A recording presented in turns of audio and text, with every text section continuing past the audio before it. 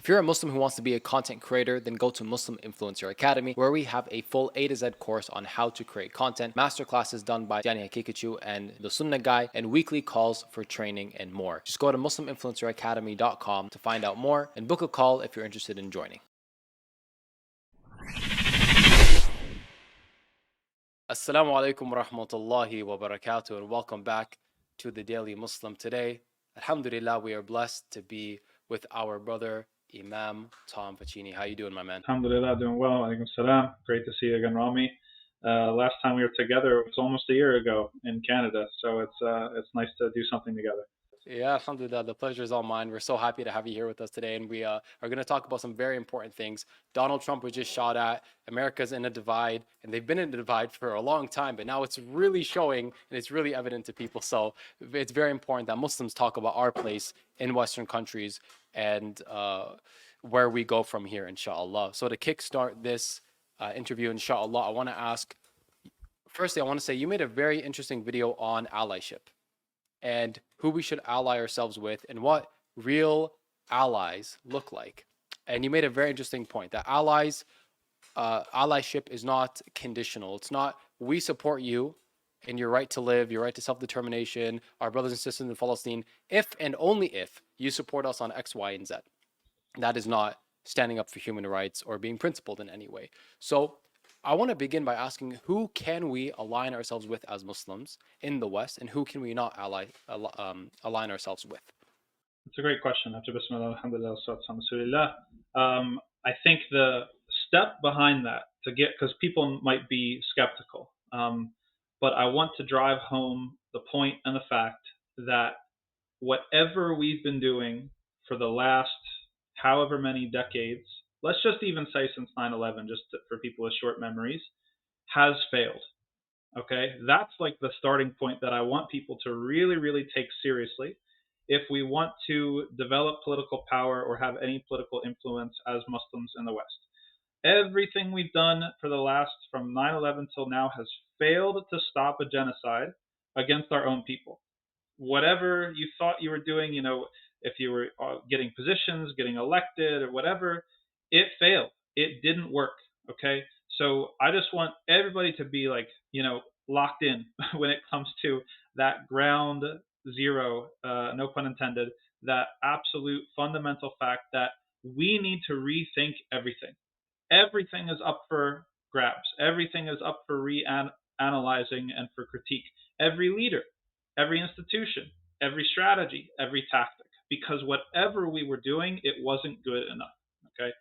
Once we kind of can agree to that, and I think most people hopefully can agree to that, let's now do a post-mortem, right? Let's imagine the Muslim community in the West is up on the table.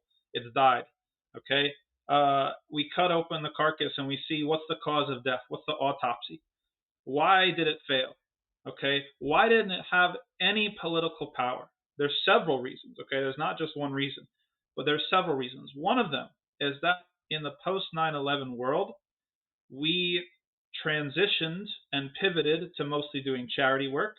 We didn't take, political power and capacity in an extremely serious way. We almost, as a community, and obviously not everybody, but the general thrust, acted as if we were just likable enough or convinced people that we were upstanding citizens, that we would not be in harm's way.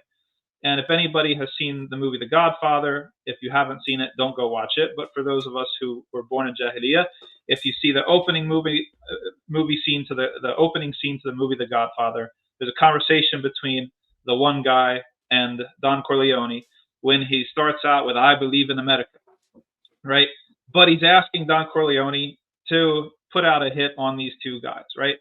And Don Corleone gives a really interesting response to him. He says, "You didn't need a friend like me until now. You believed in the court system. You believed in the law. You believed in the police. You thought that they were there to protect you.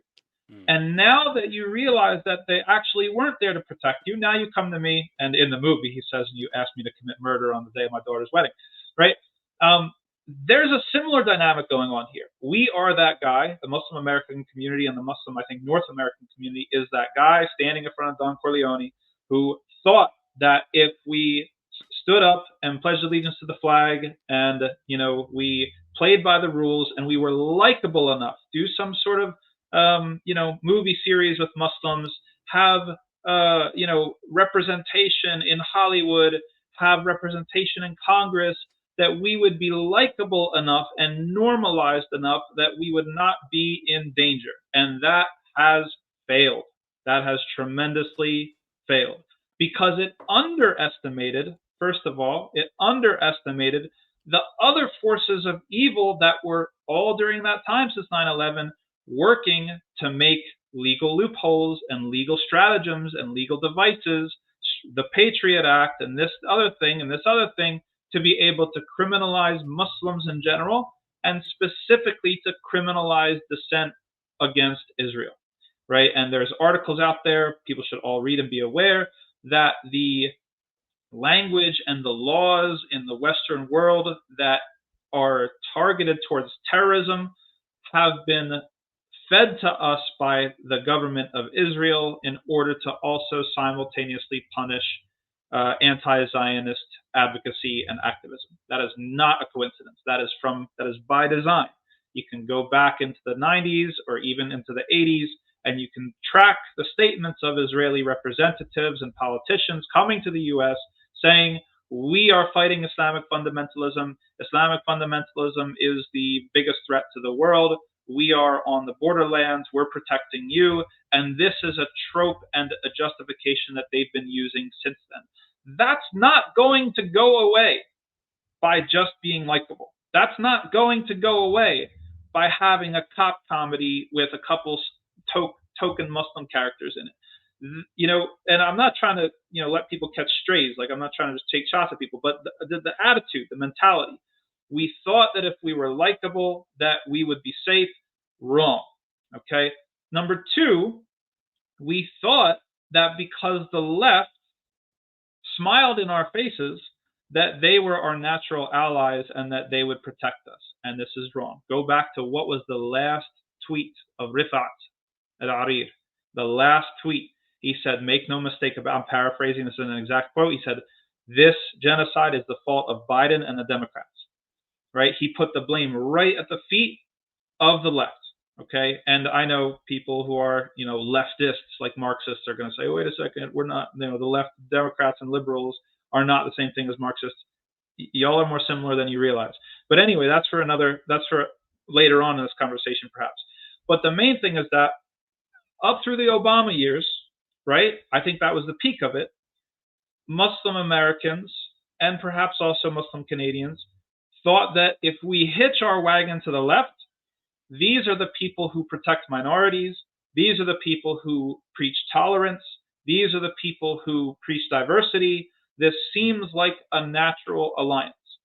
And we have found that it was all talk, that we have been used and abused and used as a doormat, used for photo ops, tokenized in every single type of way.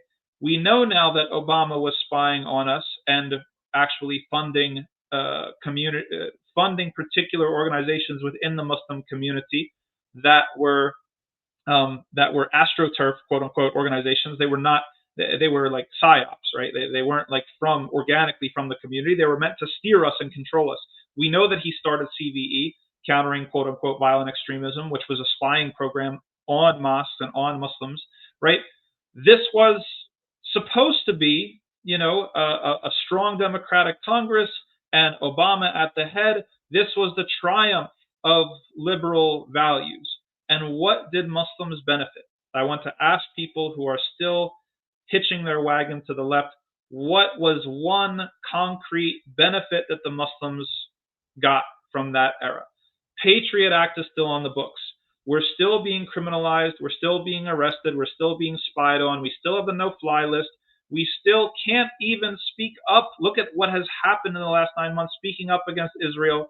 We have no protections to protect criticizing Israel, to differentiate it from criticizing from anti-Semitism, right? Those two things are conflated. Even people such as the Squad, such as the AOCs and the Ilhan Omars, and supposedly the darlings of the liberals, the progressives, have done nothing other than talk. other than rhetoric. They are lining back up behind Biden.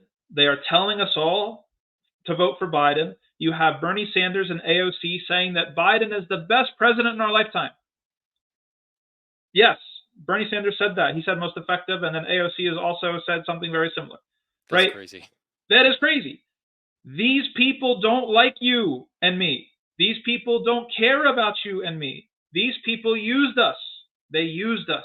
And so for anybody who thought that the way that Muslims were going to be successful and safe in the United States or in the West was to lock arms with the left and the progressives and march through the streets and sing kumbaya and have the rainbow coalition of all the minorities and all the oppressed minorities marching through the institutions and, we shall overcome. Wake up. Wake up. They used us for our votes and we have nothing in return. Nothing except for very, very safe ceasefire. MashaAllah. 8 months in, 6 months in, ceasefire. Alhamdulillah. Wow. Thank you so much for your breadcrumbs. Where do I sign up to be, to prostrate to this gratitude for all this stuff that we've been politically. Now you have people, I'm sorry, I'm ranting, but I'm in all these WhatsApp groups tracking all the money that's going around the fundraising. MashaAllah, Muslims are throwing themselves. Let's fundraise for Jamal Bowman, fundraise for AOC, fundraise for Cori Bush. Okay, what are they going to do for us? Ceasefire. Is that the best they can do? Is that the best that they can do? Is this really the fullest extent of our potential as a community? I would say not. I would say not. Yeah. Now, that's not a call. This should not be confused. Whenever you introduce this line of thinking to leftists, they'll say, "Oh my God, you're a fascist. Oh my God, you're right wing. Oh my God, this should not be confused with some of the people in our Muslim community who are maybe, most of them probably of the neo-traditionalist sort of persuasion, who are pursuing the Abrahamic sort of alliances and sort of view the right as our natural allies." That's actually not my position. I actually have, I don't know whether it's more realpolitik or more Machiavellian, whatever you want to call it. I'll explain it in a bit. But I do not think that the Muslims are going to get anywhere by wholesale hitching our wagon to the left or the right. I think that an intelligent political strategy revolves around interacting and engaging with favorable elements of both the left and the right, and using our leverage, building our leverage, and using that leverage to our advantage. Now, this is almost an impossible conversation in some spaces, in many Muslim spaces.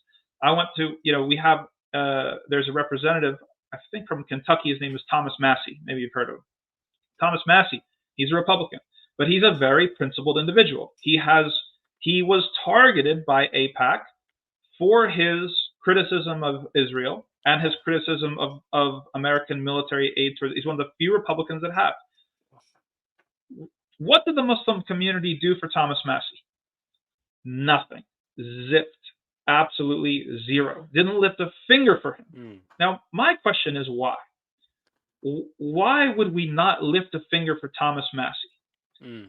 If he is somebody who is a principled person and somebody who has voted, actually stuck his neck out, right? Actually taken on political risk in order to do something to benefit our community.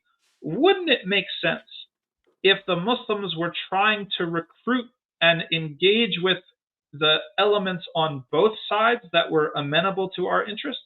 Wouldn't that be, what are we afraid of? Are we afraid of being abandoned by the AOCs and the Bernie Sanders of the world for now engaging in the right? Are we afraid of all of the LGBTQ movements and the rainbow flags and the Queers for Palestine are now going to cancel us because we raised a little bit of money or we tried to help Thomas Massey fend off AIPAC? What are we afraid of? I don't understand this political strategy. I think it's a failed strategy and it's small-mindedness. Now, the other thing is that, Bismillah, we've had a lot of people say this, and I want to push it. They've said, okay, Muslims need an AIPAC. We need our own version of AIPAC. Look at what AIPAC does. Okay, very common sentiment. A lot of people starting up super PACs, right? Political action committees, throwing money around left and right and center and all. Like there's money. Now, alhamdulillah, the faucet has been opened and Muslims have figured out we have to start spending money on politics with no strategy, I have to say. Right now, It's the Wild West. It's chaos. There's no coherent strategy. But people are missing part of maybe the largest factor that makes AIPAC effective. AIPAC is effective not just because it throws money into politics. That's true. But AIPAC realizes that it has more automatic support from the right. And so it puts more money into the left. Right?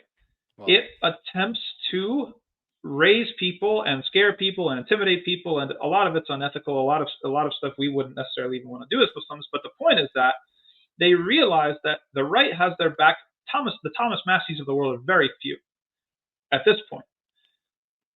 The people on the left, there are Democrats that are more willing to at least say something for Palestine, and if it's not too politically risky, then maybe do something once in a while for Palestine. So that's where they put their money into trying to primary people. If the Muslims were to do something similar to what AIPAC is doing, and this is a very controversial and unpopular opinion, it would involve the Muslims doing the same on the right, because you will find that on the left, we have a lot more natural automatic sympathy. There are people who understand the issue of Palestine from a leftist sort of liberal perspective that are going to, be down no matter what. However, the real hard sell is to try to find the America First Republicans or the libertarian sort of influenced people on the right, or anybody for whatever reason is going to be willing to end the Zionist occupation of Palestine, or at least stop the American support for it.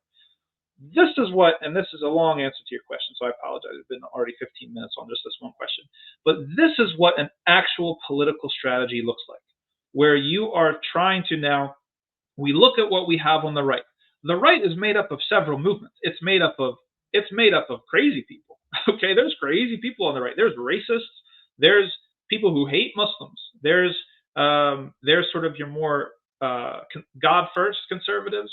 There's sort of your God and country conservatives. There's sort of your America first conservatives. There's people who are not religious but are just sort of conservative values. There are white nationalists. There's all sorts of different sub-movements on the right. If you were thinking strategically as a Muslim, you would be looking at this and saying, of the terrain, who can I work with?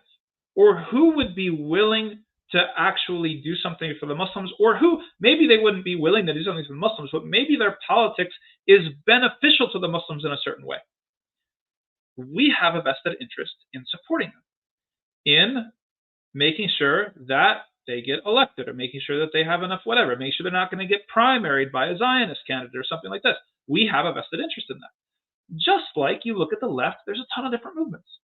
There's the progressives, there's democratic socialists, there's, sort of moderate centrists, there's Dixiecrats, there's all these different types of people that make up the political left. Of them, a genuine political strategy would be, which of these are acting or willing to act on our interests? How can we engage them and develop them and support them?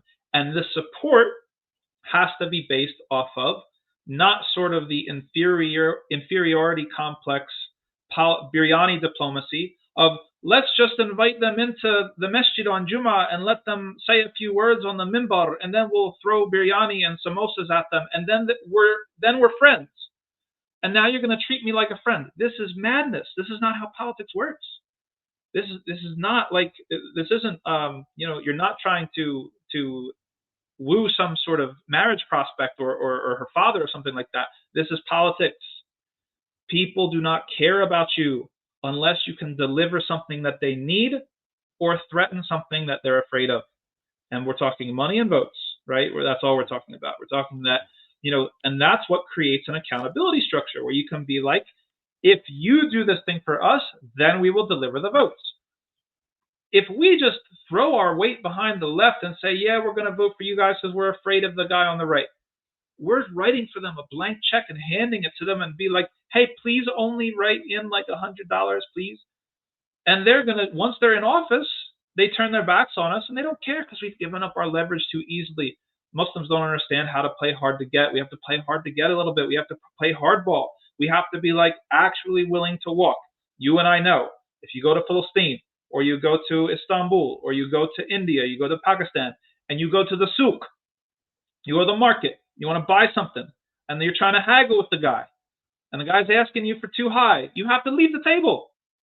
You have to say, no, I'm going. And then once you're almost going, hey, wait a second. Now, that's leverage. We understand this back in the souk. When it comes to politics, we completely lose our minds and act like this is not how the world works. This is how the world works. You have to be willing to walk away from the table if you want to have leverage. If the left needs us and they're not willing to come to heel, we abandon the left to prove a point. If the right needs us in these districts where it's a razor-thin race, and they won't come to heel, they won't come to the table, they won't deliver for us, we leave the table. And then they run chasing after us. You have to create a situation where they chase after you. And the thing is, and the last thing, and I'll breathe and I'll let you ask your follow-up question. Sorry about that. Is that we have the numbers to do it. We have the numbers to do it. You have it in Toronto. You have it down in Detroit and in Hamtramck and in Dearborn. You have it in Pennsylvania. You have it in lots of places across North America, in districts and in states where the margins are thin. You don't have to be a majority. People have we're a minority, we're only going to be able to live with the hand out. No, that's not the way it works. All you have to be is larger than the margin of victory from the last election, and you're significant. And these are some of the things that we have to pay attention to if we're serious. Absolutely. Very well said. Jazakallah khair for that very in-depth breakdown. And I think much needed as well, because I think a lot of Muslims are not really necessarily at the place where they can have mature discussions around it. I think a lot of them are just kind of, like you said, undying support for the left, or if they say something bad about Israel once in a while, then I love them. The head over heels kind of mentality. And that on that last point, I think it's fair to say that is a part of the sunnah of the Prophet sallallahu alaihi wasallam, to not basically give up all your cards or to give up your principles. When he lost tribal support after his uncle passed away, the Prophet sallallahu alaihi wasallam, people don't talk about this a lot in the seerah, he was going looking for other tribes to support. He's looking for protection for himself and the Muslims, for his entire people. And when he got to certain people who were trying to impede on the religion, like, make us the Khalifa, make us the leader, or you'll rule 1 year, we'll rule 1 year, he said no. Well, they were in a desperate time, but still he didn't jeopardize his religion. He said no. And then when the backs of one tribe were open to the Persians, the Prophet ﷺ, he was thinking strategically. He's like, if we're open to some kind of attack because your back is open to the Persian, or they have any kind of leverage over us, I can't have that. Thank you for your honesty, but we're not going to go through. And then he only accepted what was within the framework of Islam and protecting the rights of the Muslims and of our deen. Muslims have lost that. I think when we lost our dignity, when we lost our honor, when we lost our sense of self, and it's difficult to build a sense of self living in the West, because all you see is left and right. There is no Islamic party running for office or anything like that, nor will there be anytime soon. So it's difficult for people to build up an understanding. So that begs the question now. You mentioned a bit of lobbying with actual, I'm assuming, a proper strategy, proper marketing, so people know that we actually have power. The abandoned Biden guys, they spoke a lot about this, voting for anyone other than Biden just to take the credit that we were able to get him out of office and we have say, just to be able to build off of that. But again, the question now is that enough? And what is the grand scope of this Muslim plan looking like? As opposed to just what we've been doing so far that has failed. Absolutely. And I think that once we realize the need to unhitch ourselves from either side, right, and not be pulled back, because each side is, well, especially the left, is trying to constantly pull us back into just the left-right divide and trying to shore up their idea of what a coalition is, that we have to think sequentially. This is something we have failed to do as a Muslim community. That there are steps and actions and stages that precede other steps and actions and stages. And so that's why, even something like the Abandon Biden movement or the Muslim vote movement in the UK, it was a single step. And a lot of people, I'll be frank, misunderstood it. A lot of people within the Muslim community don't get it. Most common question that you would get for somebody who, if you mention Abandon Biden, is, well, then who should we vote for instead? And that shows the lack of political education that we have, because it's that question assumes that the only purpose for voting is to put someone in office, as opposed to take someone out of office, as opposed to send a message to the other candidates, as opposed to change the political calculus as to how decisions are made from both candidates, right? So it's a very naive question, and it shows the level that we're at. We don't have the power to put somebody in office, nor would that necessarily be the desirable thing, right? That even like a quote unquote Muslim party might not be the desirable thing. We have to not do things for the sake of doing them, which we are currently in the habit of. We have to do the things that make sense strategically, right? What are we trying to achieve? Do the tactics that we are selecting actually match the objectives that we're trying to achieve? And if they don't, then why do we waste our time? So when it comes to this particular thing, before you can actually, let's say that it would be advantageous at one point for Muslims to vote someone in, though I honestly think that that's a red herring. I think that the more important thing is to change the way that our options are chosen for us, which opens up a huge can of worms when it comes to the party system, when it comes to money in politics and campaign finance and all these sorts of things. A lot that we could talk about. But the first step is proving that you can act in a concerted and coordinated way. Like if we can get 60-70% of the voter eligible population of the Muslim community to act in a unified way, that's the first change that needs to happen, because that changes the mindset of the politicians. Now the politicians have to reckon with that fact, that newfound power that we have. Right now, the Democrats are betting on the Muslims not being able to do that. They are betting on us not being able to come together like that and do the same thing at the same time. They are betting on us running back to them out of fear for the takeover from the right, Project 2025, all these sorts of things. And I'm not saying that they're not threats, but in the realm of politics, you have to make calculated risks. You have to take calculated risks. And the idea of punishing Biden with the straight facts that means that Trump is going to be the next president, barring some sort of unforeseen dramatic event, that's a calculated risk that we're taking. It's not without risk. So there's another sort of point on maturity that sort of we have to develop, where anybody can be a Monday morning quarterback. Anybody can come and say, oh, well, we told you this was going to happen. Well, yeah, that was part of the risk that we sort of calculated from up front. But we determined at this point that telling the Democrats and indirectly the Republicans that genocide is a red line, that genocide is of our people, no matter where in the world, is a red line, is worth it, even when you stack it up or put on the other end of the scale the potential risk of what a Trump presidency, and there are very real risks for what a Trump presidency means. And if we don't do it, then what political terrain does it leave us on as Muslims to vote for the same peoples that genocided us, that are directly responsible? Go back to that tweet from Nifat, that are directly responsible and participated directly in the genocide of our own people. What do we have after that? I don't even know. I don't even know if Muslim politics are possible if such a shameful, humiliating thing were to come to bear. So that's step one. Once you sort of show people, that's the better, right? Sort of like you send a message where actually we have a capacity, and you all need to change the way that you're used to treating us and thinking about us, because now we're actually able to act in concert. We've got all these Muslims that are interested in starting super PACs. It's been a very mixed bag. I don't think there's been a lot of success on that, but that's okay, because we're still toddlers. We're going to be making lots of mistakes. It's going to be sloppy, but the idea is that by the time next election rolls around, we should have a better infrastructure. We still don't have any capacity politically, even for this election. We're not leveraging mosques for voter turnout, right?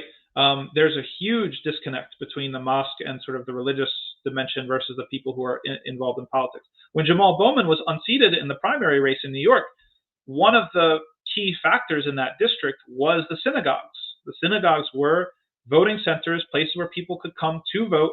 As a 501c3, you are allowed to do some amount of voter education. You just can't be biased. But there's lots of things that you can actually do politically as a 501c3. Muslims are too afraid. They're like, oh my God, we're a charity. What are, they're going to take away our charity status if we do anything political other than inviting the mayor in to speak on the minbar, right? So this is just growing pains. This is growing pains.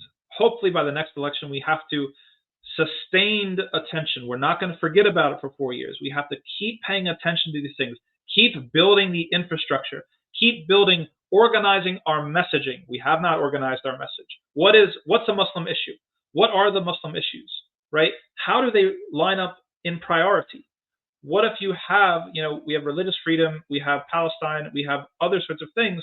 You're going to get candidates that check certain boxes and don't check others. How do we prioritize between those issues? We haven't figured that out yet, right? Our money, organizing our money. What are the most effective vehicles through which to deliver our stuff?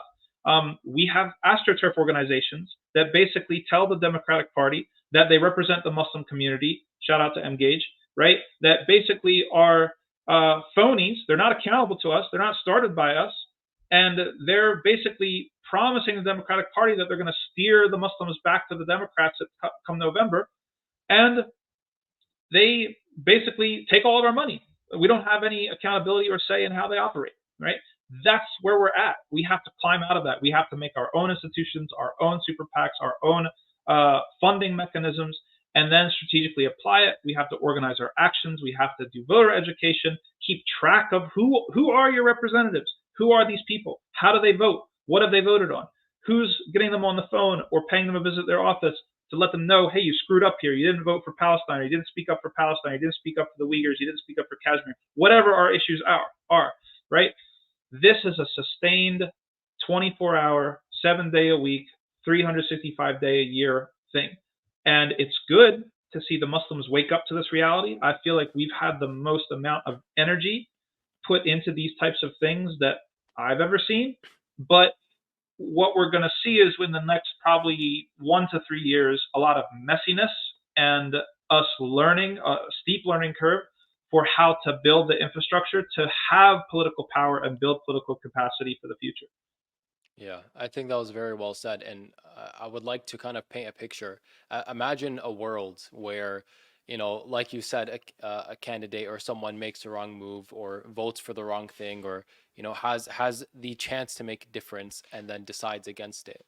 For them to receive a call from a Muslim representative saying, we're pulling our funding and our support, you're done, or we're moving on to so and so, is huge, Yeah. is huge. And that is the leverage that APAC and these different organizations have been able to build in the political sphere. And it has happened at the local level. I know because, in my travels and stuff like that, I've talked to Muslims who have pulled off exactly that at the local level, at the city level. In fact, there's a family, well-known family, connected family in Staten Island, New York, that they basically, they're a big power broker in the area, the Muslim community is, and they said to the incoming councilman, we'll put our support behind you. Your job, don't say a thing about Israel-Palestine. Just don't say it. You're a city councilman. You have no business. You're not a congressman. You have no business. Just don't say anything. What did he do? He had one job. He went and he said something. They said, you're cut, you're done, it's over, forget about it. Get this, this is the power that you have. He tried to call them personally. Now, when's the last time you heard of a city councilman calling you? They're not picking up the phone. He goes to their house and tries to knock on the door. They shut the door in his face because he knows that his political career, he just lost his seat. Wow. That's politics. And it works. It works. It's a model. We can scale it. We can do it. But you can't be a chump. You cannot. No chumps allowed. 2024 on forward. No chumps allowed. You got to be. If politics aren't your thing, you don't have to get involved.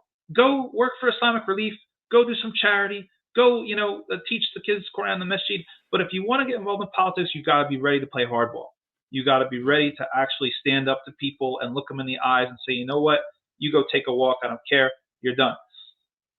Yeah, and I think this is actually a part of the reason why a lot of people, not Muslim particularly, but maybe some Muslims actually really like and respect Donald Trump, because at the very least he gives off that impression that I'm not gonna jeopardize what I believe. You either do this or that, or you're out of my face. He gives off that kind of perception and that mentality. And I think sharing stories like the one you just shared will be pivotal for Muslims to begin to realize, okay, we actually can make a difference. And the small wins like that, which I don't think is a small, I think that's significant, at least on the local level. But in the grander scheme of things, a small win like that could really pave the way for a lot of Muslims to want to work together. I think a lot of Muslims are worried about their own individual lives, their money, their own public perception, their careers, whatever it might be. But when you see the power that we have in the say that we have, it's really just a matter of marketing that to the rest of the Muslims, getting them on board, having a collective movement, having strong leaders, strong boards, people who are not just in positions of power, but are backed by those who have the knowledge, who have the resources, who have the capability, who have the political knowledge to be able to lead them and steer them in the right direction. If we can build something like that, I think we would be looking at a much better future, inshallah, at least compared to what we have now. I do also want to say that a lot of people forget just how bad it is that we've even gotten to this point already. Why is it the case that there's been a genocide for so long and we have not been able to deter it in any way? Why did it happen in the first place?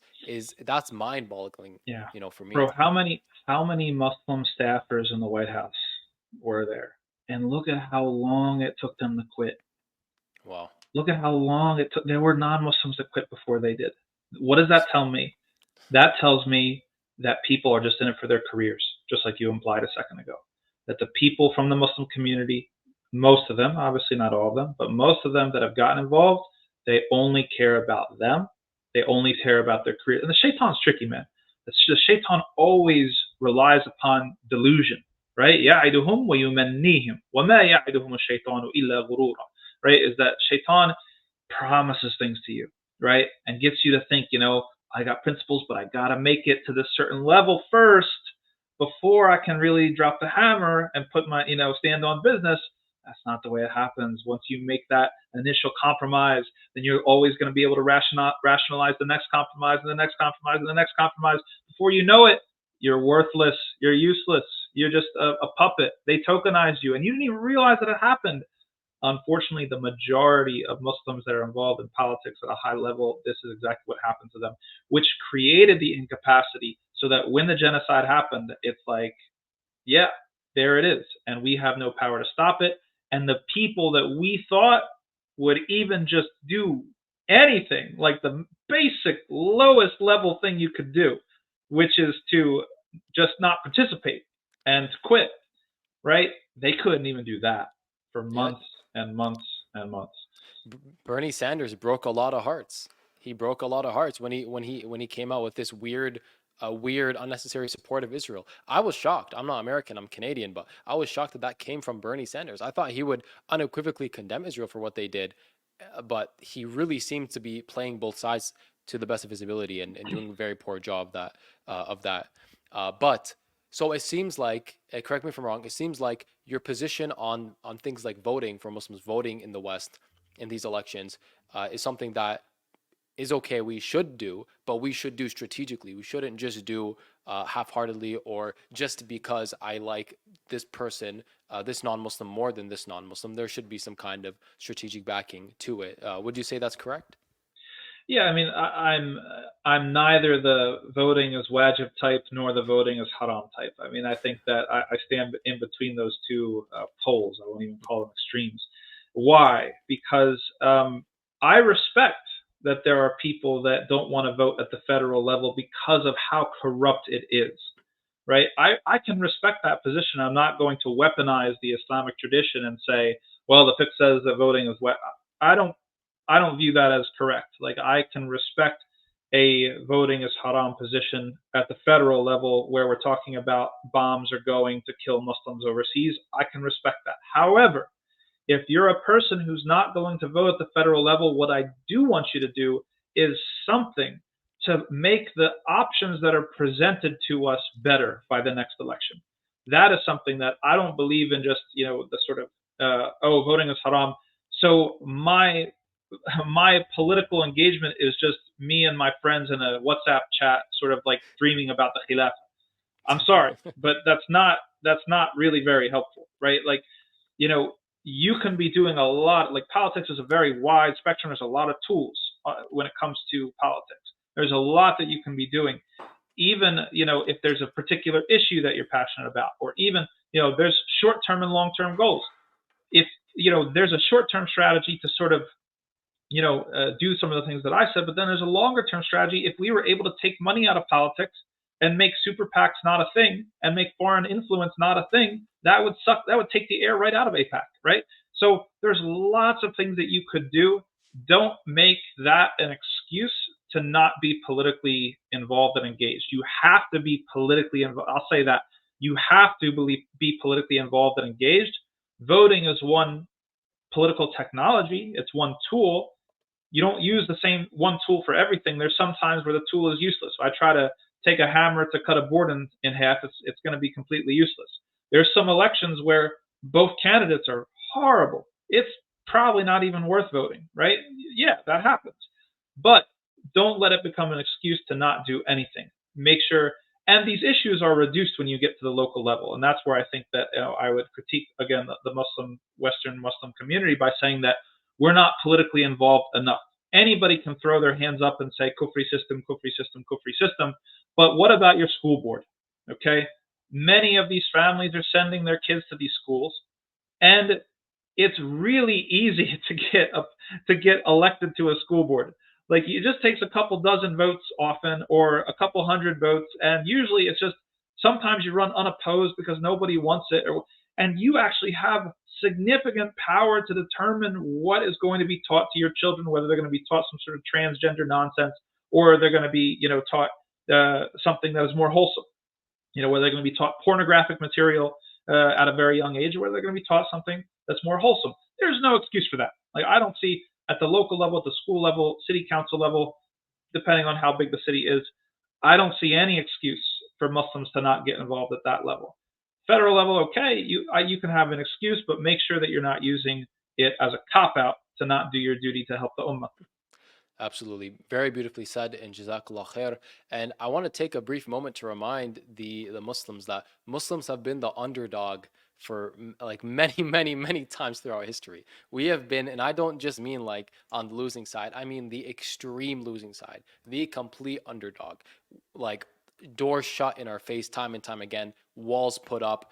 I believe when they wanted to go conquer Spain, right? They tried to go by boat, but it was blocked. So they literally carried the boats out of the sea. They carried their boats around this wall, around the blockade, to be able to continue on their mission to go and conquer Spain. Do we have Muslims nowadays that are willing to, carry the boats? We have the what's his name, David Goggins or whatever his name is. He's like the who's gonna carry the boats guy. He's not even a Muslim. Do we have Muslims who are willing to get off the boat, carry it through mountains to get past the blockade? I don't think we do yet. But what I will say is a lot of it is just marketing. I think that all these elections are like a giant popularity contest, and nothing more than that. I believe that the from an American's perspective, probably the best leader for the country is someone who majority of Americans have no idea even exists. Just some kind of regular but brilliant mind who is down to earth and understands politics and really wants what's best for the people on the ground. The majority, the 99%, not the top 1%, with a few breadcrumbs sprinkled to, the rest of the 99%. But Americans don't see it that way. They see this face is everywhere and that face is everywhere. Which of these two faces do I want to vote for? So that's why Muslims need to, I think, up their media output. And we should have more like Mehdi Hassan's with Zateo, and more, even better than that, because I mean, obviously he's not doing anything too grand for Muslims specifically, but for the Palestine issue specifically, he has done great work in countering certain media outlets. I think he's done an amazing job. So we need more Orthodox traditional Muslims doing the same thing, even better, on the level of the Daily Wire and Talk TV and these big guys. Yeah, that's a good point. Like, we should be in industries, right? And that's the thing. It's like we should be moving into industries and being a major factor in industries. Sami Hamdi brings this up a lot, where he says that, in the Jewish community, it's not embarrassing to be a shoemaker. It's not embarrassing in the Jewish community to be a shoemaker. It's actually a very practical skill. You got some people within the community that can make shoes. Within the Muslims, it's like, you're a shoemaker. Like, you couldn't be a doctor. You couldn't be an engineer. You couldn't be a lawyer. Like, it's some big shame. That's not strategic thinking. Like, a community has to be able to be self-sufficient. It has to be able to have a hand in everything. And I do want to to poke and prod a little bit after our session is done. Go search on YouTube what Norman Finkelstein had to say about Mehdi Hassan. Right? Just file that away in the back of your mind, and your viewers as well, because it's important to know the limitations of people. It's important to be able to tell the grifters from among us, right? And all of us have shortcomings, right? That's not a problem. But yes, we want better. We can do a lot better than Mehdi Hassan on Palestine. So check that out when you get time to. Yeah, Jazakallah khair. And that's a good point as well. I mean, likely for myself and many others, it's very easy, like I said, to kind of fall to one extreme because we hear certain sentiments, certain words, or someone does something that most people are not willing to do. That doesn't mean that they've hit even a certain standard. They've just been much better than a lot of these other people out there. So seeing him counteract people like Piers Morgan is amazing. Seeing him cover the Palestine issue in a certain way is amazing. But it's a very important point to know, as you did, that doesn't necessarily mean that he is favorable or completing some kind of mission or saving the issue here, the topic. So I will definitely check that out, inshallah. And Jazakallah khair. I kind of want you to just like break the news to me now, since we're on the topic. But I can't repeat the words. I can't repeat the words that Finkelstein chooses to describe Mehdi Hassan. Wow, it would be not safe for work. But he has strong words for him, because Mehdi Hassan has a checkered history of being something of a grifter. He is somebody that up until very, very recently suffice it to say this, that up until very, very recently, he has been trying to push the Muslim community back to voting for our genocider, for Biden. And the only time when he changed his mind on that was after the debate, due to the mental acuity of President Biden. So genocide wasn't enough for him.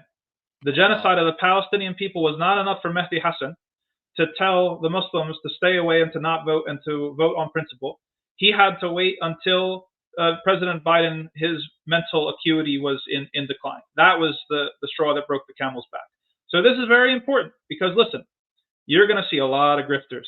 You're going to see a lot of grifters. You're going to see, and I don't know the brother's intentions. May Allah guide us all, right? But there's a lot of money to be made. The Muslims are willing to put their money into a lot of different things right now. Even politicians know it. Even non-Muslims politicians know it. Everybody who's going to betray you from now to November is going to come to you talking about ceasefire, ceasefire, ceasefire, ceasefire. Why? Because ceasefire is a very safe thing. It's not very radical. It's not talking about ending the Zionist influence or Zionist occupation of Palestine. It's not talking about, anything really that's extremely important. It's the basis, the lowest level thing that you could ask for. Is it important? Do we all want a ceasefire? Yes. Yes, no one's saying that.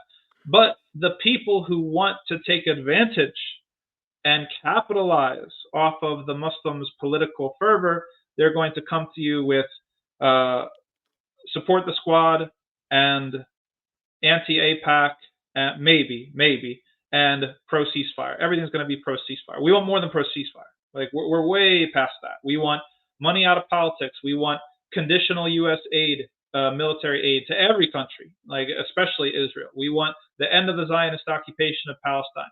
We want, our demands are more than that, right? Like, are more than just ceasefire. So we have to be very, very aware of when people change their tune. When did they change their tune? And why did they change their tune? And did they do it when it was risky for them or when it was convenient for them? And even Allah subhanahu wa ta'ala talks about this in the Quran, about the difference between the people who accepted Islam and fought for Islam before Fath Mecca, right, versus after the Fath. After the conquest of Mecca, it's not to say that you're not sincere, but it's easy. It's convenient to come along now and to say, I'm a Muslim and I'm with the Muslims and we're rolling and all this other stuff. It's the spoils of war are flowing in and you're racking up victories and territory, and it's great. It was hard at Badr.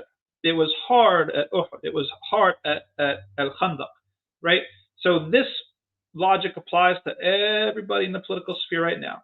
You watch and you see where people move from now to November. A lot of people are going to be try to cozy up to us, try to find the language they think is going to be sweet to our ears, but in reality, they're snakes.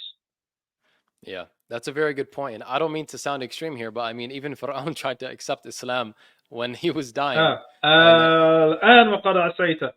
Ah, yeah, so may Allah subhanahu wa ta'ala protect us. But yeah, I mean, you're right. I mean, if you look at someone like Piers Morgan, he got popular off of opposing the Iraq War, right? He just took a very oppositional stance to something that was very controversial, and he blew up. And yeah, it's a very good point. I don't want to speculate about Mehdi Hassan, but he did create Zateo right at the crux of what was happening. He is going on Piers Morgan. He is speaking about the issue in a way that a lot of people want, in a way where he's kind of filling a void. and let's put it this way: he was fired from MSNBC. He didn't quit. Oh, he was fired? I believe so. Maybe I'm wrong on that. You can fact check me on that. But either the other stuff, like 100%. Yeah, but you want to fact check me quick on that? Yeah, I'm checking quickly. Because I don't want What to say I anything that's untrue. yeah. Hassan's departure comes after it was announced in November that MSNBC was canceling his show amid a broader reshuffling of the network's weekend programming Right. lineup. That's So what I'm he's trying to say. They yeah, canceled his show. He didn't quit on principle. You know what I'm saying? So if you pay attention, and I've been paying attention to his rhetoric for some time now, like, we have to be street smart. We have to be street absolutely, smart, right? What did absolutely. Malcolm X used to say? You've got more to fear about the person who smiles in your face than the person who snarls at you, right? That's a very good point, and that brings into light a very good discussion in regards to democracy in Western politics, which is deception. People, I mean, even Americans have been so brutally misled into thinking that they can really make a difference, that their vote matters. And I don't mean that their vote doesn't matter at all. They can help certain people get in or kick certain people out. Generally speaking, if they're in a swing state and they have enough people, yeah, that's definitely possible. But in the broader context of change that's really going to be made, uh, what are they really changing? And these people that they have to select from are just people who are propagated by the 1% who are wealthy enough to pay for their marketing, to pay for their campaigns, to back them, to utilize their own platform like Facebook and Instagram to project certain types of messaging, certain types of rhetoric to affect the mind of not the 99%, of the 51% of people who are going to vote for the people who are being positively promoted on these apps and in these campaigns. So there's a huge level of deception that you have control. These corporations, these PACs, these organizations are funding campaigns that make you think, oh, I like this person. And when you vote for that person does exactly what their campaigners and their funders want them to do. So what change are you really making by putting someone like that in office?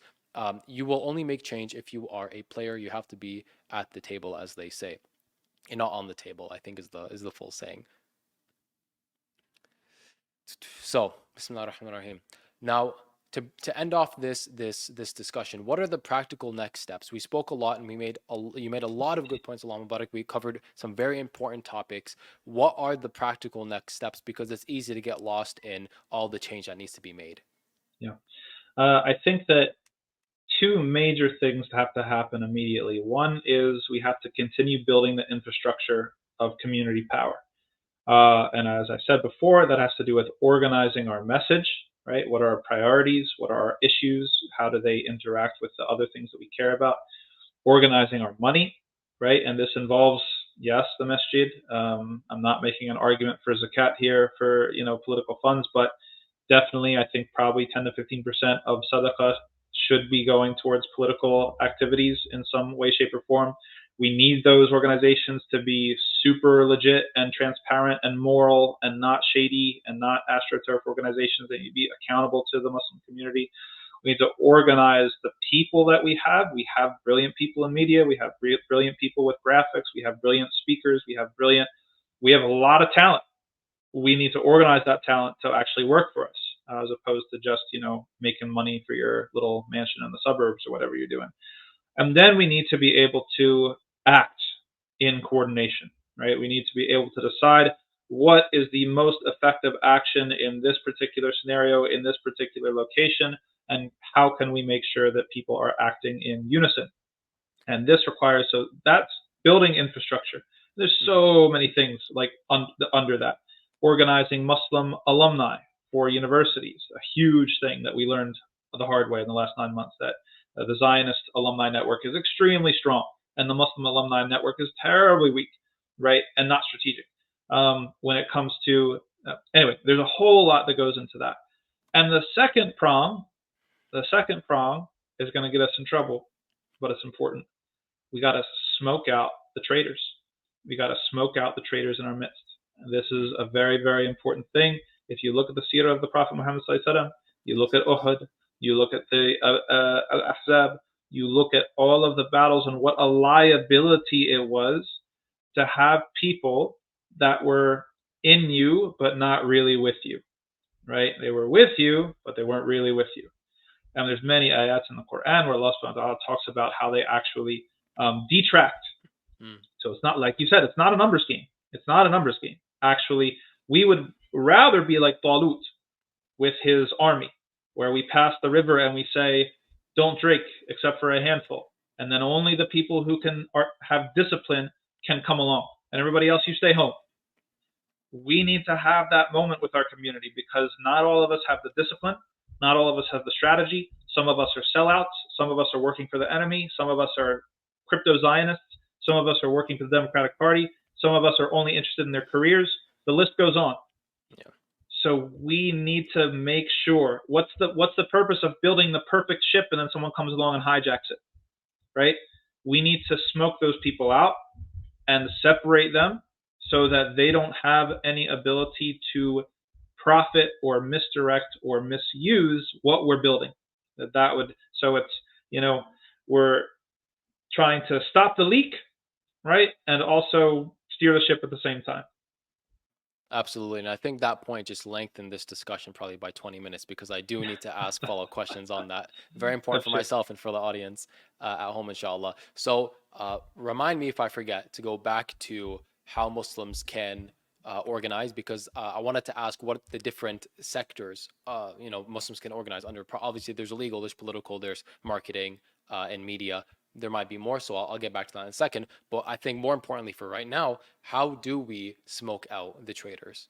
What does that look like?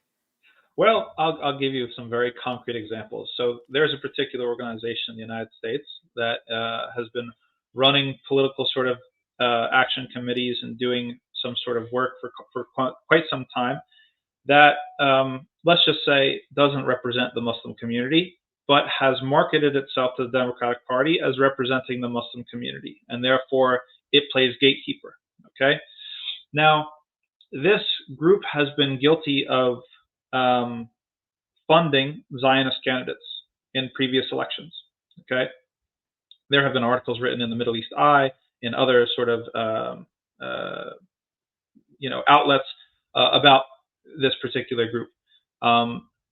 Now, when it came to how to smoke out this group and if they're actually acting in the interest of the Muslims or not, you have to create a situation where they have to either choose to do the right thing that is inconvenient to them and their interests, or to kind of show their cards. And so in the crazy days of WhatsApp chats and all these things, I was actually challenging people from this group one at a time, the top, the CEO, the board members, or whatever, to make a statement, a public statement, promising to not support Zionist candidates in this election cycle. And they couldn't do it. What did they do? They said, we're going to raise money for the squad. The squad is being targeted by AIPAC. We're going to, do this. We're going to put this pro-ceasefire candidate over here. Yeah, right. Put out a statement that you're not going to support any Zionist candidates across the whole ticket, president on down. Crickets. Wow. So you see who's the traitor. You know what I mean? So this is the type of thinking, you're smoking them out. You have to create situations that force people to make a hard decision. And this is whether it comes to like traitors on the inside or even your adversaries outside your own community. You have to force people into a difficult decision, just like playing basketball. Yeah. Right? It's like you're playing basketball. If you're the point guard, you're on attack, you have to do something that forces the defense to make a decision Once they make their decision, you already know what you're going to do, right? It's the same thing in politics, right? So this is what we have to do. We have to hold people's feet to the fire. Oh, you want to say that you are going to, that you're now, okay, let's take the Mehdi Hassans of the world, that you're going to now be, okay, somehow championing the Palestinian cause and the Muslim community. Very nice. Are you going to disparage some of the resistance factions in Palestine and Gaza? Are you going to, what's your opinion on that? Do they have the right to bear arms? That's what international law says. Or are you going to just cave in to the Piers Morgan, sort of line of thinking? Even if you have lots of bluster for Piers Morgan in his face, are you going to actually you're going to perpetuate some of his talking points and some of his framing, right? There's lots of things to do to smoke out people like this, and it basically comes to if people are willing to make inconvenient but principled decisions when forced to. Yeah. Jazakallah khair. That actually brings a lot of context to the situation and context to how we can better the ummah. And I think this is why it's important to choose, not for people to want, but for the ummah to choose strong leaders, not for people to come and say, oh, let me lead and represent you, but for people to be like, this person actually would be a great fit, and kind of like force it on them. Like, no, you're going to do this for us. You're a Muslim, and we want you to do it. We want you to be the one to speak to so-and-so. We want you to be the one to run in this election. We want you to be the one to X, Y, and Z. And smoking out the traitors would be very important for that. And it's obviously to Allah subhanahu wa ta'ala is the best example, but it's almost reminiscent of what Allah subhanahu wa ta'ala does with us as human beings. He'll put us in situations where it's like, Allah's telling me to do this, but it's like everything in my being is telling me don't do it. So that's where the test lies. He explicitly says it in the Quran. He explicitly says it in the Quran in order to demonstrate or to make clear who are the hypocrites. Wow. That's what Allah says. And is that in context of fighting that Allah told him to fight? Wow. In the context of the command to fight, the half of the wisdom, it seems, of, that's just like throwing junk numbers, but much of the wisdom of the command to fight is to see who's sincere, to see who's a hypocrite. Subhanallah. And that is like the from our perspective, the epitome of fighting. What we're doing now is the type of fight. It's not that kind of fight. Thank God for us, a lot of human beings don't want to do that kind of fight. And we're caving in on this minor kind of fight. Right. Subhanallah al-Azim. Yeah. So Jazakallah khair for that great input. There was another question I wanted to ask, but it kind of slipped my mind. So to move on from that discussion, inshallah, in terms of how Muslims can get together and what the different sectors are. Obviously, there's maybe legal, there's politics, there's the media. What are the other sectors Muslims can get together on? Because I think it's important to isolate certain people's skill set within one framework and say, you have this skill, focus on this. Yes. Yep, definitely. Because not everyone's going to have the appetite or the skill set for a lot of different types of work. So, and the Prophet ﷺ was the best at this, at matching people up with their talents and their skills for the type of work that they were best suited to do. So, the financiers have always been a crucial part of any movement, right? Understanding, organizing the donor space. There are people that are just great at schmoozing. Other people, and the money starts flowing. Like, it's not me. I'm actually really bad at that sort of thing. I have no interest in fundraising or donations or anything. Alhamdulillah. But other people, that's what they do. And they're professionals at it. They're great at it, right? Convincing people in their dining rooms, in their houses, at the house parties. It's like, listen, this is the initiative. Here's the pitch. Here's what we need. It's like, open up your wallet, right? Like, that is a very, very important skill set to have. Understanding strategic thinking, right? Like, studying the issue. How is a decision made? If a mosque gets sort of turned down by a zoning board, or a Islamic school gets sort of flagged for, I don't know, hate speech, or whatever it is, how is that decision made? We have to have people that are strategists who are able to study the decision and look at our opportunities to intervene in those things, to then change them. How can we change the way that the decision is made? We need people who are able to. Why did AIPAC go after Jamal Bowman? He was a sitting duck. Like, he was like a very easy, low-hanging fruit for them. Very difficult for them to unseat any of the other squad members. But his district, the demographics, it was very unfavorable to him in the first place. So they were able to strategize and say, yeah, we're going after this one hardcore because we know it's going to be an easy win.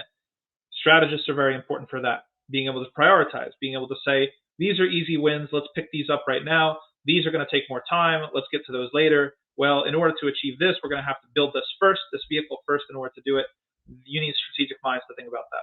You need people in PR and in media. You need people who are going to, we need newspapers. We need, online websites. We need social media. We probably short term need to have, YouTube channels and, Instagram accounts and Facebook accounts and X.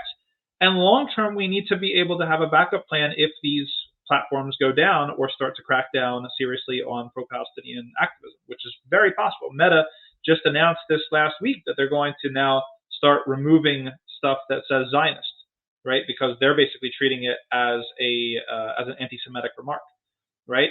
So you can't have all of your media strategy dependent upon two people, Mark Zuckerberg and Elon Musk. Those aren't the people that we want making these types of decisions. Short term, that's what it is. Those are the platforms. That's where people are. Long term, and this is why initiatives like Zoteo are good ideas, but we need more in that sector of people where we're actually going to create some counterbalance, where we have platforms now that we have a little bit of self-sufficiency in them. When it comes to training leadership, right? Developing leaders, where's the pipeline, right? That's going to produce new people. Are we reaching the youth in the high schools before it's too late to influence them? The MSAs, the other sorts of, the ISOCs in the UK. These sorts of organizations, how are we creating a pipeline for leaders to continue the work that we're talking about? There's a whole lot of things. I mean, there's the electoral, there's advocacy when it comes to lobbying, right? There's direct action. There's mass mobilization, protests, demonstrations, even sabotage, like staying within the law, but within the tradition of civil disobedience, has a role to play. These are all different tools. They're all different tools. They're not made for everybody, but there's a time and place for everything.